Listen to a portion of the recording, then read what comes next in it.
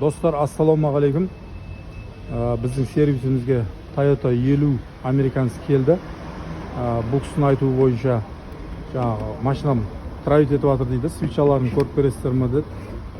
Сосын жігіттер свечаларын ашты. Свечаларын ашу барысында свечалар майланып шықты. Сонымен жігіттер айтты, эндоскоппен тексеріп көрейік деп, сонымен эндоскоппен салдық.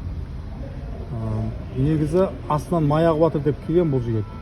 Май расход болып жатыр деп. Сөйтіп астын көтеріп қарасақ, май расход астынан ағып жатқан жер жоқ екен. Сонымен ал төртінші свечаны ашып эндоскоппен көріп жатырмыз. Міне.